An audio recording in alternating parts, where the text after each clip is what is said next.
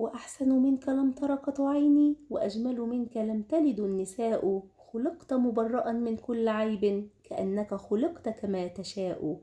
يا رسول الله يا رسول الله، كل الناس تولد ثم تفنى، ووحدك أنت ميلاد الحياة. كل الناس تذكر ثم تنسى، وذكرك أنت باق في الصلاة. تردده المآذن كل وقت، وينبض بالقلوب إلى الممات.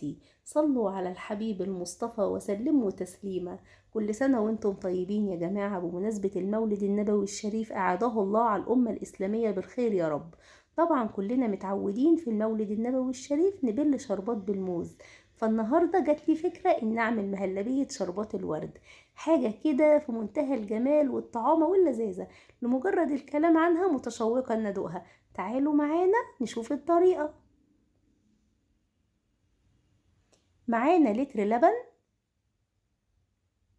أو 5 كوبايات لبن أو حليب. هننزل بالحليب زي ما انتوا شايفين، عليه نص كوباية سكر، و4 معالق نشا، 4 معالق كبار. هنقلب النشا جيدا مع السكر واللبن لحد ما يدوب السكر تماما هو والنشا. طبعا كل ده يا جماعة على البارد. هننزل بنص كوباية شربات ورد، وبعد كده نقلبها جيدا ونرفع بقى الخليط على النار مع التقليب المستمر، علشان خاطر احنا مش عايزين المهلبية تكلكع مننا. زي ما انتوا شايفين ابتدت تتقل معانا. اول ما تلاقوها كده تقلت معاكم وبقبقت كده على خفيف، تطفوا النار على طول، علشان احنا مش عايزينها تقيلة قوي. عايزين بقى تعبوها في قلب كوبايات، في قلب سلطانيات، براحتكم.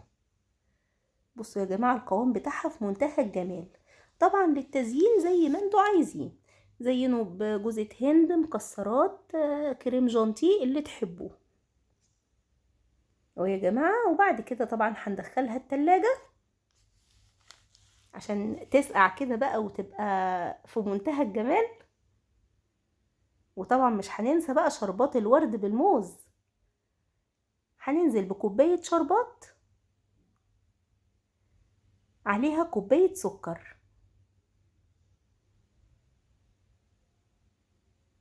وهننزل عليهم بلتر مية.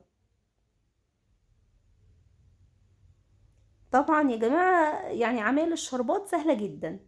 نقلب كويس لحد ما السكر ما يدوب، وبعد كده نكون مقطعين موز حلقات، ننزل بقى بالموز زي ما انتوا شايفين.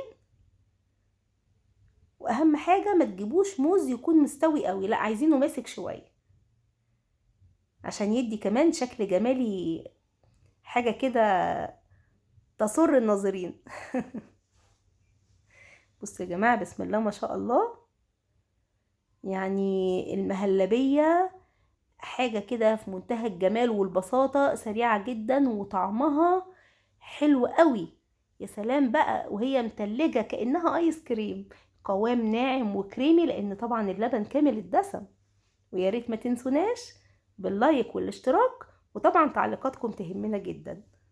وكل سنة وانتم طيبين.